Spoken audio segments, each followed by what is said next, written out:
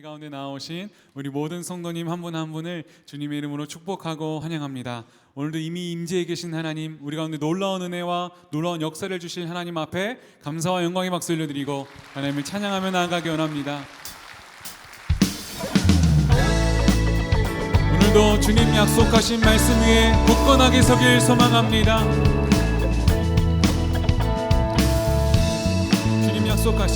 주님 약속하신 말씀 위에서 영원토록 주를 찬송하리라.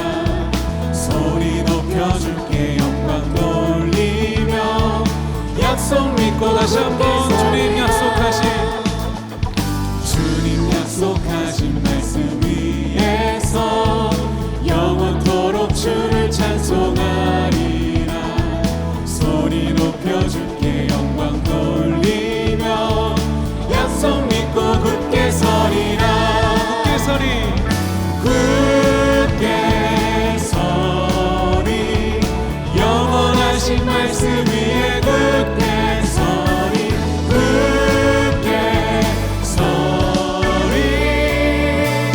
그 말씀 위에 굳게 서리라. 주님 약속하신 말씀 위에서 세상 염려 내게 엄습할 때에 용감하게 힘써 싸워 이기며 약속 믿고 3절로 고백합시다. 주님 약속하신 말씀 위에서 영원하신 주의 사랑이 믿고 성령으로 힘써 싸워 이기며 약속 믿고 굳게 서리.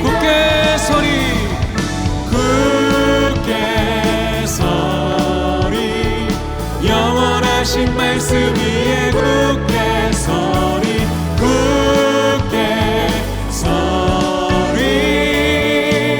그 말씀 위 다시 한번 주님 약속하신 말씀 위에서 성령 인도하는 대로 행하며 주님 품에 항상 안식 얻으며 약속 믿고 굳게 서리라. 굳게 서리 영원하신 말씀 위에 굳게 서리.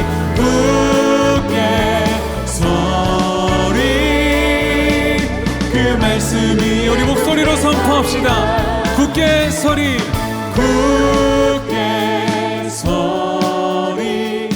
영원하신 말씀 위에 굳게 서리.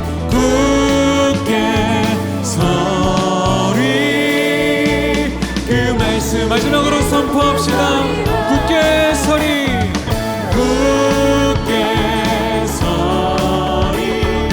영원하신 말씀 위에 굳게 서리.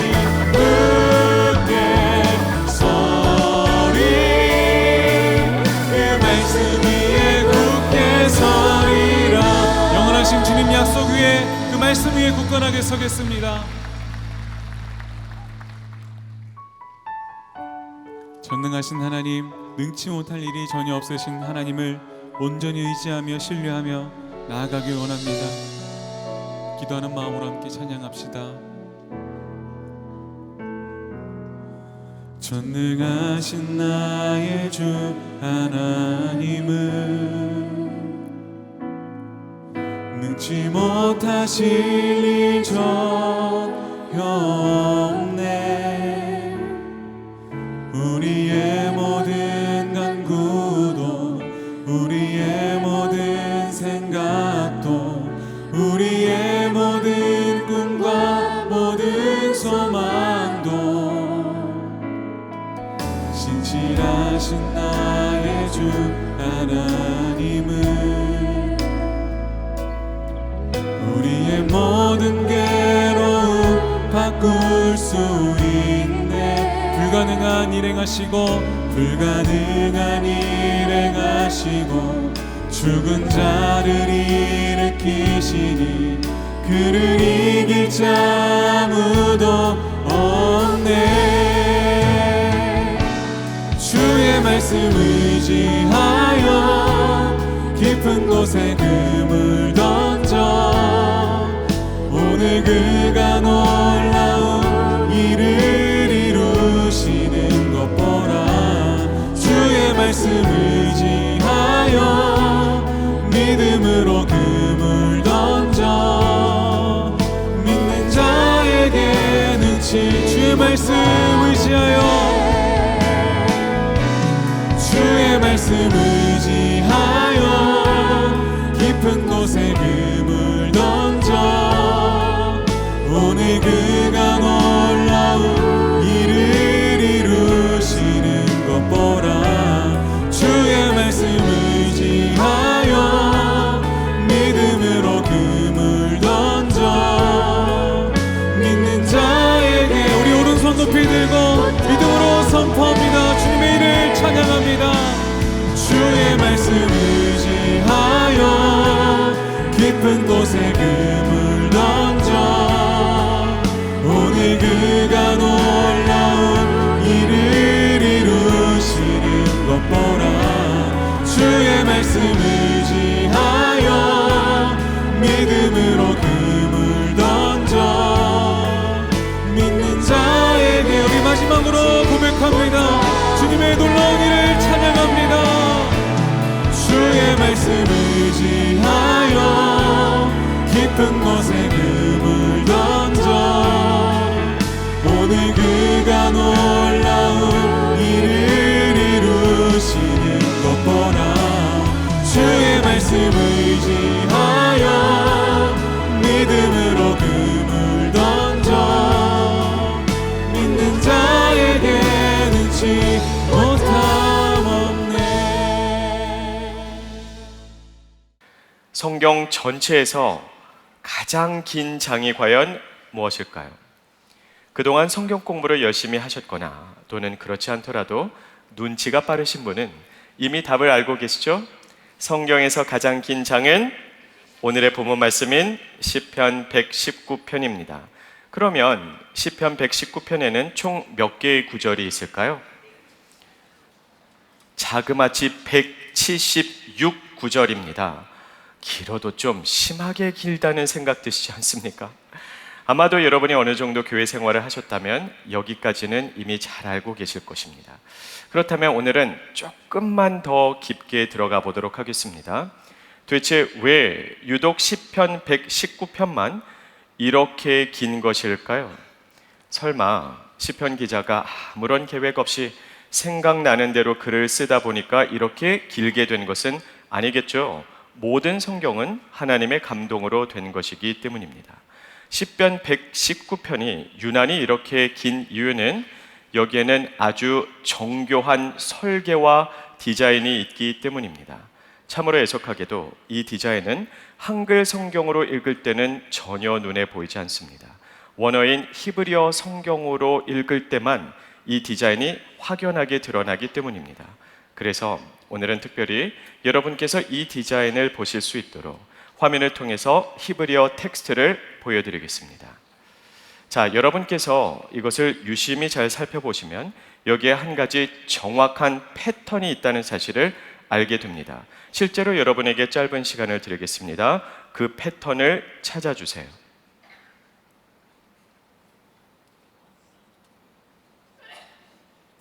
여러분이 이 화면을 유심히 들여다보시면 한 가지 분명한 결론에 도달하게 됩니다.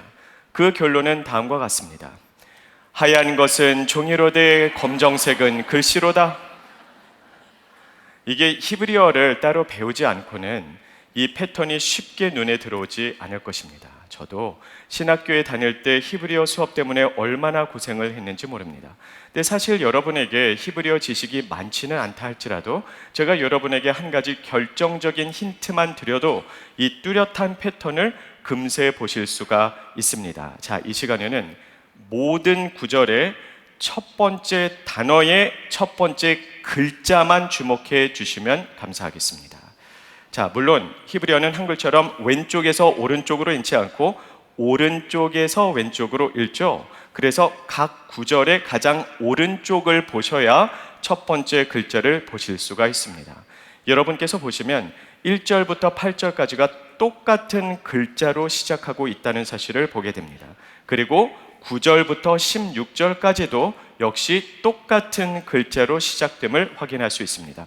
이 패턴을 여러분께서 좀 더 정확하게 보실 수 있도록 두 번째 화면으로 이동하겠습니다. 시편 119편 전체는 8개의 구절을 한 단락으로 하여 나누어져 있습니다. 그래서 그 첫 번째 단락, 즉 1절부터 8절까지는 히브리어 알파벳의 첫 번째 글자인 알렙으로 시작이 됩니다. 자, 두 번째 단락 9절부터 16절까지는 히브리어의 두 번째 글자인 베트로 시작이 됩니다. 자, 세 번째 단락은 히브리어 알파벳의 세 번째 단어인 기멜로 시작이 됩니다. 이렇게 알파벳 순서대로 8개의 구절을 한 단락으로 하여 정교하게 설계가 되어 있다는 것이죠. 한글로 비유를 하자면 첫 번째 단락 1절부터 8절까지는 기역으로 시작을 하고 그 다음 두 번째 단락은 니은으로 시작을 하며 세 번째 단락은 어떤 글자로 시작할까요? 디귿으로 시작을 하겠죠. 그 순서에 따라서 기록이 되었기 때문입니다. 자, 그렇다면 히브리어 알파벳에는 총 몇 개의 글자가 있을까요? 22개입니다. 자, 한 글자에 8개의 구절이 할애가 되었으므로 22 곱하기 8은 176이죠. 그래서 시편 119편에는 총 176개의 구절이 생겨나게 되는 것입니다. 자, 그러면 여러분도 한번 생각해 보시길 바랍니다. 시라는 것은 그냥 아무렇게 생각나는 대로 쓸 수 있는 것이 아닙니다. 대부분의 경우에는 음률이 맞아야 됩니다. 단어 선택이 정확하고도 정교해야 됩니다. 표현은 아름다워야 하며 그 와중에 정확한 메시지를 전달할 수 있어야 되겠죠. 그러면 이 방대한 분량과 이 정교한 설계를 통해서 시편 기자가 오늘 우리에게 전하고자 하는 메시지는 과연 무엇이었을까요? 시편 119편 중심에는 하나님의 말씀이 우뚝 서 있습니다. 오늘의 본문 말씀 전체의 주제가 곧 하나님의 말씀이기 때문입니다. 그렇다면 176개의 구절에 상당되는 그 방대한 분량과 이렇게 알파벳 순으로 정확하게 정교한 디자인을 만든 그 설계도를 통해서 이 시편 기자가 하나님의 말씀에 관하여 구체적으로 어떤 메시지를 전하고자 했던 것일까요? 오늘의 본문 말씀을 중심으로 우리가 세 가지로 생각해 보도록 하겠습니다. 오늘 본문 말씀이 우리에게 전해주는 그 첫 번째 메시지는 바로 말씀의 중심성입니다. 여러분께서 집에 돌아가셔서 첫 구절부터 마지막 구절까지 한번 천천히 읽어보시기를 바랍니다. 그렇다면 또 하나의 뚜렷한 패턴이 있다는 사실을 알게 됩니다. 알파벳 순으로 이것이 쓰여졌다는 것 외에도 이번 패턴은 한글 성경으로 읽어도 여러분께서 얼마든지 정확히 보실 수가 있습니다. 또 하나의 뚜렷한 패턴은 과연 무엇일까요? 총 176개의 구절들 중에 아주 극소수에 달하는 예외를 제외하고 170개가 넘는 구절에 하나도 예외가 없이 조금도 빠짐없이 모든 구절에 하나님의 말씀이라는 핵심 개념이 삽입되어 있습니다.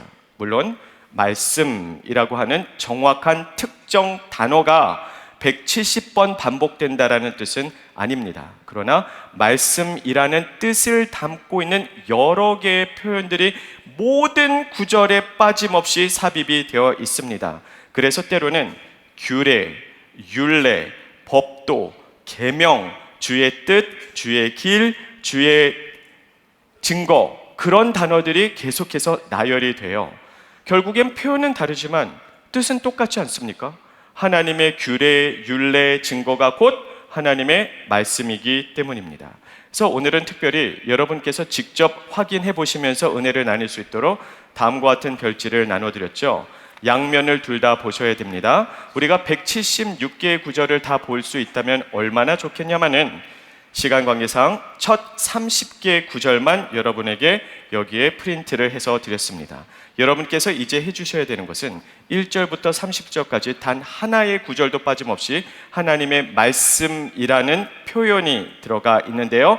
그것에 동그라미를 쳐주시는 겁니다. 다시 한번 말씀드리지만 말씀이라는 특정 단어가 30번 반복된다는 것이 아니라 말씀이라는 뜻을 담고 있는 여러 개의 표현이 각 구절에 등장을 하는데 그것에 동그라미를 쳐주시면 되겠습니다. 우리가 함께 답을 확인해 볼까요? 39절을 다 확인해 보면 좋겠지만 역시 시간 관계상 첫 5구절만 우리가 답을 한번 확인을 해 보겠습니다. 화면을 통해서 함께 보시겠습니다. 자, 1절에는 하나님의 말씀이 무엇이라고 표현되었습니까? 율법이죠. 두 번째 구절에서는 증거이고, 세 번째 구절은 주의 도이며, 네 번째 구절은 법도, 다섯 번째 구절은 율례입니다. 이렇게 다양한 표현을 쓰고는 있지만 하나님의 말씀이라고 하는 핵심 개념이 170개가 넘는 구절에 하나도 빠짐없이 다 삽입이 되어 있습니다. 이것은 결코 우연의 일치가 아니죠. 이러한 정교한 설계와 디자인을 통해서 오늘의 시편 기자가 우리에게 전하고자 하는 메시지가 과연 무엇이었을까요? 우리의 삶의 모든 상황 속에, 모든 순간에, 모든 영역에 반드시 하나님의 말씀은 중심이 되어야 된다는 것이죠. 말씀의 중심성에 대해서 우리에게 말씀을 해주고 있습니다. 오늘날 수많은 그리스도인들은 신앙생활과 일상생활을 분리해서 생각하는 경향이 있습니다. 지극히 비성경적인 생각입니다. 우리는 분명히 예배 시간에는 말씀을 듣습니다. 성경 공부 시간에 성경을 연구합니다. 콰이엇 타임 시간에 말씀을 읽고 묵상합니다. 분명히 그때는 하나님의 말씀이 우리의 삶의 중심이었습니다.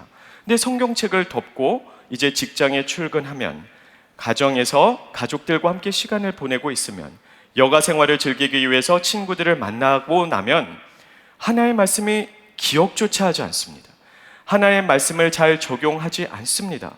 그래서 분명히 말씀을 읽기도 하고 듣기도 했는데 그 말씀의 능력이 나의 가정, 직장, 그리고 다른 곳에서는 드러나지 않는다는 겁니다. 말씀을 읽기만 해놓고 말씀과는 무관한 삶을 살아갈 때가 참으로 많이 있다는 것이죠. 스크루테이프의 편지라는 책이 있습니다. 영국의 저명한 기독교 변증가인 C.S. 루이스의 책이죠. 이 책은 고참 악마가 자기의 조카이자 신참 악마인 원무드에게 어떻게 하면 인간들을 가장 효과적으로 미혹시켜서 멸망의 길로 끌고 갈 수 있는지 그 비결을 가르쳐주는 내용을 담고 있습니다. 참 흥미로운 발상이죠. 이 책에 보면 고참 악마가 신참 내기에게 다음과 같이 조언을 합니다. 자, 지금부터 내 말을 잘 들어야 돼. 사람들이 성경을 읽으려 하면 반드시 방해해야 돼. 왜냐하면 하나님의 말씀에는 어마어마한 능력이 있거든. 그런데 말이야, 우리가 아무리 방해를 해도 끝끝내 성경을 읽는 사람들이 꼭 있거든. 그럴 때는 플랜 B로 움직여야 돼. 그들이 성경을 읽었다 할지라도 성경책을 덮고 난 후에는 그들의 삶을 바쁘게 만들어서 그들의 분주함 속에서 하나님의 말씀을 기억하지도 못하고 무엇보다도 적용하지 못하게 만들어야 돼. 그러면 아무리 성경을 읽었다 할지라도 말씀과는 무관한 삶을 살아갈 수밖에는 없거든. 소름 끼칠 정도로 현재 우리의 삶을 대변해 주는 내용이라는 생각 드시지는 않습니까? 우리는 말씀 듣습니다. 읽습니다. 묵상합니다. 공부하고 연구합니다. 그런데 성경책을 덮은 후에는 그 말씀을 기억하면서 묵상하면서 적용하면서 살아가지 않을 때가 너무나 많이 있다는 것입니다. 그래서 분명히 말씀을 읽었음에도 불구하고 말씀을 들었지만 성경과는 무관한 삶을 살아갈 때가 참으로 많이 있다는 것입니다. 성경은, 즉 하나님의 말씀은 예배 시간에만 우리의 삶의 중심이 되어야 하는 것이 아니라 우리의 삶의 모든 순간과 모든 영역에서 반드시 중심이 되어야만 합니다. 바로 그것이 오늘 본문 말씀이 우리에게 전해주는 중요한 메시지입니다. 그래서 교회에서뿐만이 아니라 가정에서도 직장에서도 언제 어디서나 하나님의 말씀대로 생각하고 하나님 말씀 중심적으로 대화를 나누며 하나님 말씀 중심적으로 선택하고 행동하며 살아가는 저와 여러분 모두가 될 수 있기를 예수님의 이름으로 축복합니다. 오늘의 본문 말씀이 우리에게 전해주는 두 번째 메시지는 바로 말씀의 역동성입니다. 하나님의 말씀은 무조건 우리에게 이렇게 해 또는 하지 마라고 다그치고 윽박지르는 딱딱한 규칙의 집합체가 아닙니다. 히브리서 4장 12절 말씀처럼 하나님의 말씀은 살아있고 운동력이 있습니다. 그래서 반드시 우리의 삶을 하나님의 뜻 가운데로 이끌어 나가는 능력이 있다는 것이죠. 죽어있는 문자가 아니라 살아있는 말씀이기 때문입니다. 오늘 본문 말씀 시편 119편에도 보면은 하나님의 말씀의 역동성이 너무나 아름답게 묘사되어져 있습니다. 그 하나님의 말씀이 나의 삶에서, 나의 구체적인 상황에서 어떻게 역동적으로 살아 움직이는지를 시편 기자는 노래하고 있습니다. 방금 우리가 함께 살펴보았던 첫 30개의 구절만 우리가 함께 보도록 하겠습니다. 화면을 통해서 함께 확인해 보겠습니다. 자, 1절에서는 하나님의 말씀이 나의 축복이라고 증거합니다. 6절에서는 하나님의 말씀이 나의 자랑이라고 노래합니다. 7절에서는 나의 감사, 9절에서는 나의 경건, 14절에서는 나의 기쁨, 18절에서는 나의 지혜, 20절에서는 나의 사랑, 22절에서는 나의 방패, 25절에서는 나의 생명, 28절에서는 나의 능력이라고 고백하고 있습니다.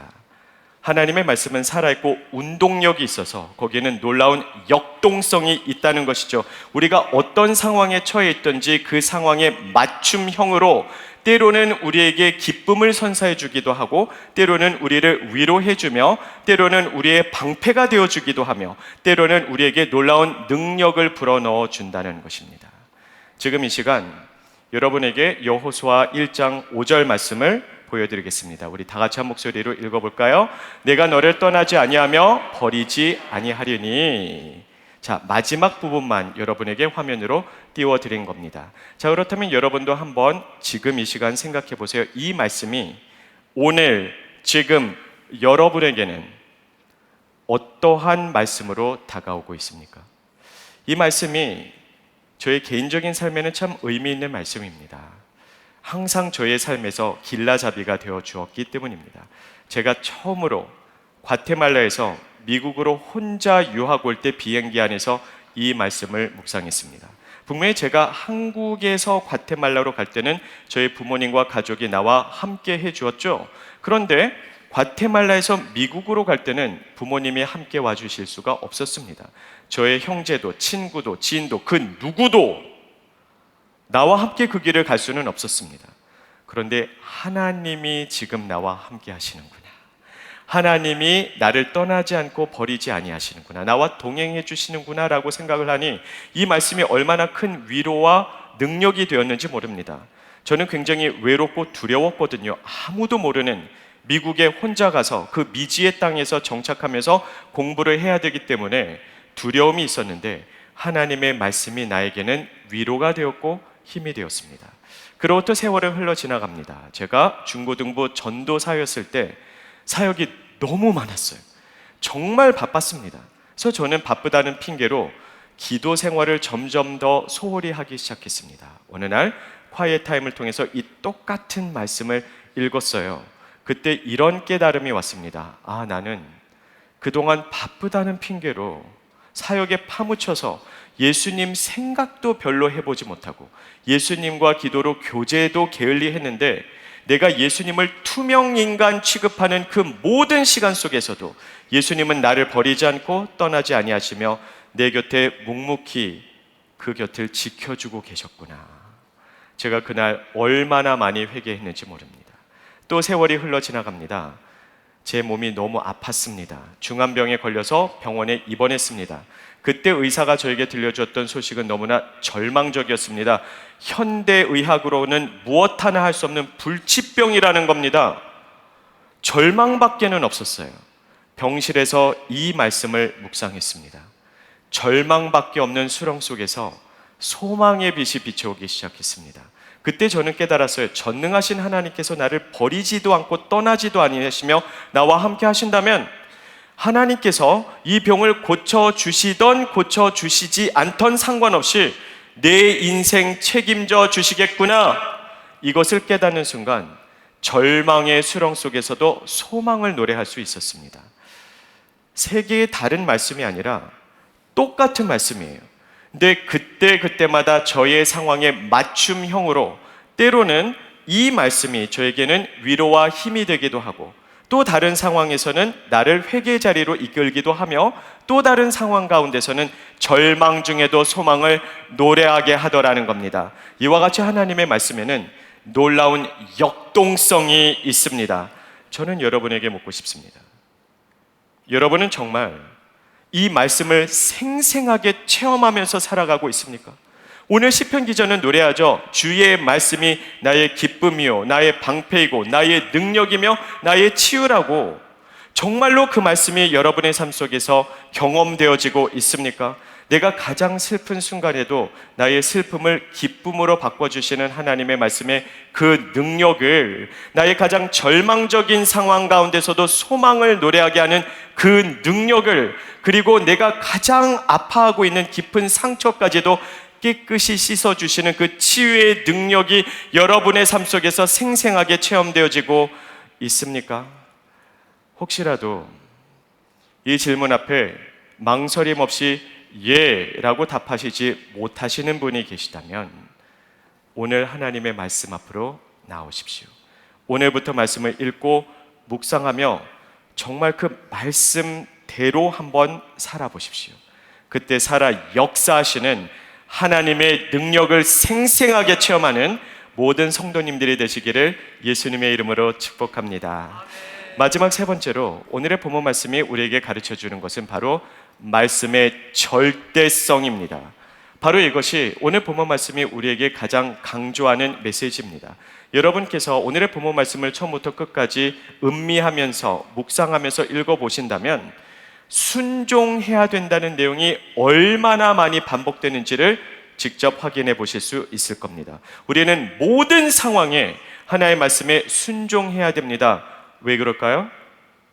하나님의 말씀은 우리의 삶의 절대적인 기준이요 절대적인 권위이기 때문입니다. 하나님의 말씀이 우리의 삶의 유일한 기준이고 최고의 권위를 가지는 절대 권위입니다. 그러기에 하나님의 말씀의 절대성을 인정할 때 우리는 순종의 자리로 나올 수밖에는 없다는 것입니다. 자, 오늘의 본문 말씀 1절과 2절을 통해서 사실은 전체 내용을 다 요약을 해주고 있는데요. 1절과 2절 말씀 우리 화면을 통해서 다 같이 한 목소리를 읽겠습니다. 행위가 온전하여 여호와의 율법을 따라 행하는 자들은 복이 있으며 여호와의 증거들을 지키고 전심으로 여호와를 구하는 자는 복이 있도다. 자, 누가 복이 있다고요? 말씀대로 행하는 자가, 말씀을 지키는 자가 복이 있다는 겁니다. 자, 잘 들어주셔야 돼요. 말씀대로 순종하여 하나님으로부터 보상을 받은 자가 복이 있는 게 아니라 말씀을 지키는 것이 곧 복이라는 겁니다. 이미 말씀 안에 모든 축복이 다 담겨 있어요. 그 안에 참된 생명이 있습니다. 그래서 말씀을 지키는 것이 곧 복된 길을 가는 것이고 생명의 길을 가는 것이기 때문에 순종이 곧 축복이라는 겁니다. 내가 순종했더니 하나님께서 나에게 이런 보상을 주셔서 그래서 저의 삶이 복되게 되었습니다가 아니라 순종이 곧 축복이라는 것입니다. 기대와 달라도 행복합니다라는 책이 있습니다. 이 책의 저자인 김병삼 목사님은 이 저서를 통해서 모든 독자들에게 다음과 같은 실화를 들려주십니다. 세계 2차 대전 때 독일의 일본 대사관으로 수많은 유태인들이 몰려갔다고 합니다. 망명을 신청했던 것이죠. 그 당시 수많은 유태인들은 죽음의 수용소로 끌려가서 사망에 이르게 되었기 때문입니다. 자, 굉장히 난처했겠죠? 그때 일본 대사관의 대사로 있었던 스기하라 대사는 본국에 연락을 합니다. 본국에서 다음과 같은 지령이 내려옵니다. 절대로 그들을 다 받아주어서는 안 된다는 것이죠. 자, 여러분이 그 당시의 대사였다면 어떻게 하시겠습니까? 굉장히 난처했겠죠? 만일에 정말로 그들을 받아주지 않는다면 그들은 강제 수용소로 끌려가서 죽게 될 것은 불을 보듯 뻔한 일입니다. 그 수많은 사람들을 사지로 내어모는 것과 마찬가지겠죠. 근데 반대로 본국의 명령에 불복하여서 내가 그들을 받아주게 되면 내가 어떻게 될까요? 사임해야 되겠죠? 아마도 해임 처리될 것입니다. 독일의 일본 대사관의 대사의 자리까지 오르려면 그 길이 결코 순탄하지 않았을 겁니다. 얼마나 많은 고생을 감수하면서 거기까지 올라갔을까요? 근데 이제 외교관으로서 나의 생명을 걸고 해야 되는 거예요. 여러분 같으면 어떻게 하시겠습니까? 내가 살자니 남이 죽겠고, 남을 살리자니 내가 죽게 생겼습니다. 여러분 같으면 어떻게 하시겠습니까? 그 선택의 기로에서 스기야라 대사는 결단했다고 합니다. 그는 독실한 크리스천이었습니다. 그래서 하나님의 말씀 앞에 섰습니다. 그리고 말씀대로 생명을 구하는 선택을 했습니다. 그는 손수 비자를 새벽까지 만들어서 수천 명의 유태인들에게 생명의 길을 열어주었습니다. 자, 이렇게 자기 커리어 전체를 내어걸고 하나님의 말씀에 순종했습니다. 그러니 하나님께서 어떻게 보상해 주셨을까요? 그가 잠시 좌천되기는 했지만 훗날 스기야라 대사는 일본의 총리의 자리까지 오릅니다. 뭐 이런 간증 기대하셨죠? 그런 일은 벌어지지 않았습니다. 그는 그 자리를 내려놓아야만 했고, 그는 정말 힘겹게 생계를 이어나갈 수밖에 없었다고 합니다. 그렇게 세월은 흘러 지나가고 어느 날 기자가 그 스기야라 대사의 아들을 인터뷰하면서 아버지의 삶을 어떻게 평가하는지에 대해서 물었습니다. 그 아들은 과연 뭐라고 답했을까요? 기대와 달라도 행복합니다 라는 책에서 확인해 볼 수가 있는데요. 우리 화면을 통해서 다 같이 한 목소리로 읽겠습니다. 훗날 그의 아들은 아버지의 선택에 대해 아버지는 성공한 인생을 사셨습니다. 하나님께서 아버지를 필요로 하셨을 때 옳은 선택을 하셨으니까요 라고 말했다. 참 그 아버지의 그 아들 아닙니까? 부전자전입니다. 아버지의 삶을 평가하는 데 있어서 사회적인 지위나 돈이나 명예로 평가하지 않고 그의 기준은 오직 하나였다는 것이죠. 하나님의 말씀에 순종하였는가? 그렇지 아니하였는가? 하나님의 말씀의 절대성을 인정했는가? 그렇지 못했는가? 그런데 아버지는 말씀 앞에 순종했다는 것입니다. 그래서 아버지는 성공하는 삶을 살았다는 것이죠. 순종이 곧 성공이기 때문입니다. 저는 우리 지구촌 교회에서 이런 간증들이 차고 넘쳐나기를 간절히 기도합니다. 여러분이 그동안 살아오시면서 많은 간증을 들어보셨을 것입니다. 대부분의 경우 어떤 내용이었던가요? 아마도 이런 내용의 간증을 들어보셨을 것입니다. 제가 몸이 참 많이 아팠습니다. 제가 중환병에 걸렸습니다. 그런데 하나님의 말씀에 순종하여 선교를 다녀와 보니 그 병이 어떻게 됐어요? 깨끗이 나았습니다. 할렐루야. 또는 이런 간증을 아마 들어보셨을 거예요. 저는 크리스천 사업가입니다. 하나님의 말씀에 순종하기 위해서 주일 성수하려는 목적으로 주일날 가게문을 닫았습니다. 그랬더니 월요일날 매상액이 어떻게 됐어요? 2배, 3배 뛰어 올라서 나의 사업이 더 번창하게 되었습니다. 대부분의 간증의 내용은 힘든 상황 가운데서도 하나님의 말씀에 순종했더니 하나님께서 너무나 놀랍게 보상을 해주셔서 나와 내 가족이 더 잘 살게 되었다는 내용입니다. 자, 이런 간증이 잘못됐다는 것이 아닙니다. 우리에게 필요한 간증이고 실제로 아주 귀한 간증 맞습니다. 저에게도 그런 간증이 있고 여러분에게도 마찬가지일 것입니다. 그래서 하나님께서 행하신 일들에 대해서 이런 간증을 주위 분들에게 많이 들려주시기를 바랍니다. 저도 그렇게 하겠습니다. 다만 모든 간증이 너무 한쪽으로만 치우쳐 있다는 생각 드시지 않습니까? 분명히 그런 간증 필요합니다. 그와 동시에 저는 이런 간증들도 많이 있었으면 좋겠습니다. 저는 몸이 참 많이 아픕니다. 중환병에 걸렸습니다. 하나님의 말씀에 순종하여 선교를 다녀왔습니다. 그리고 지금도 여전히 아픕니다.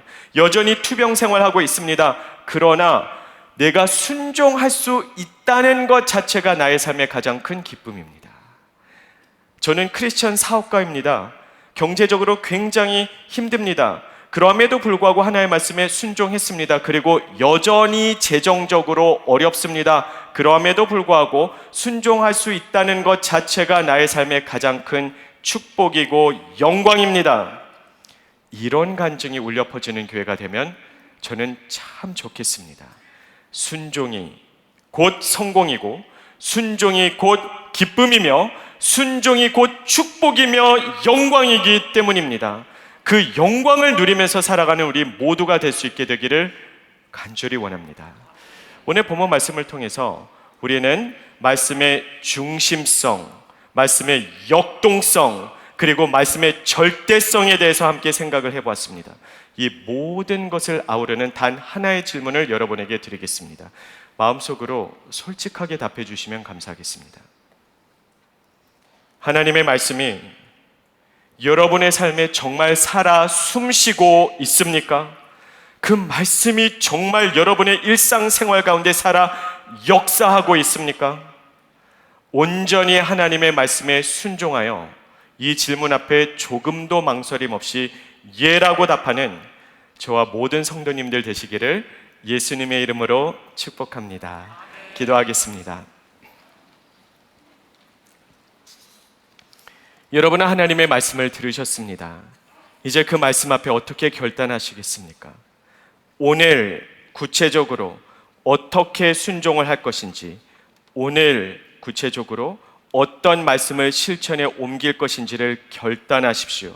그리고 그 결단한 바를 온전히 실천에 옮길 수 있도록 성령님의 도우심을 구하는 시간 조용히 갖도록 하겠습니다. 우리 다 함께 기도로 나아가며 성령님의 도우심과 인도하심을 구하도록 하겠습니다. 기도하겠습니다.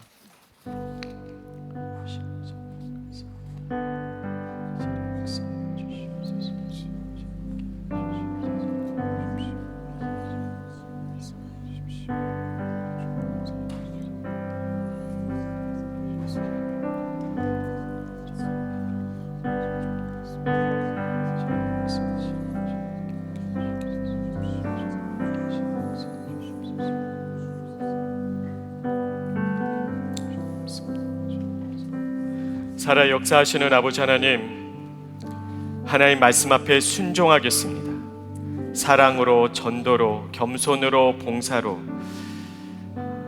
하나님 말씀하시는 대로 그렇게 살아가겠습니다. 우리의 힘으로 할 수 없으니 성령님 도와주시옵소서.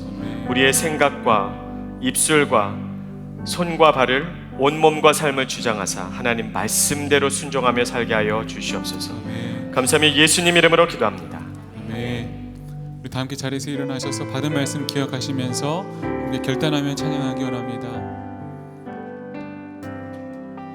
오늘 이곳에 계신 성령님, 우리에게 말씀하시고 우리를 가르치소서. 같이 우리 마음 열어주시고 주의 빛으로 밝혀 우리를 인도하소서. 주님보다 앞서지 않고 겸손하게 주님의 말씀 기다리니 주님 손에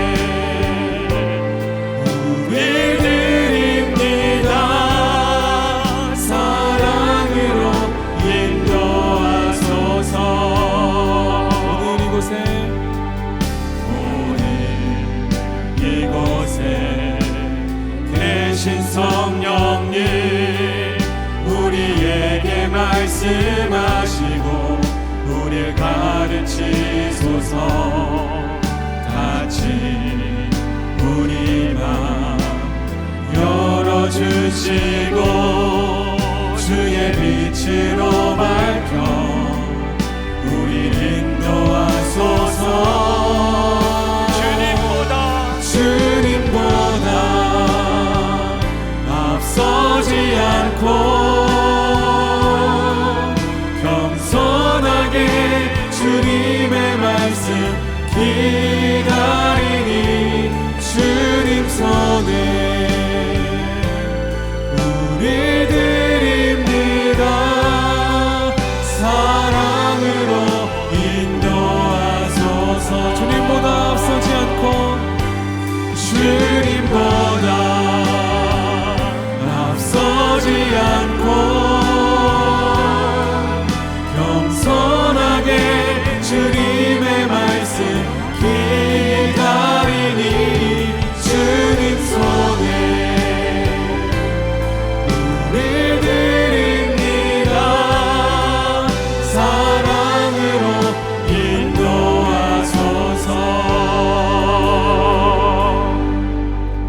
이제는 우리 주 예수 그리스도의 십자가의 은혜와 하나님의 그 크신 사랑과 성령님의 감화 감동하심 교통하심이 하나님의 말씀의 절대성을 인정하여 뭐라고 말씀하시던 그대로 순종하기로 결단하는 모든 성도들에게 이제부터 영원까지 항상 함께 하시기를 축원합니다.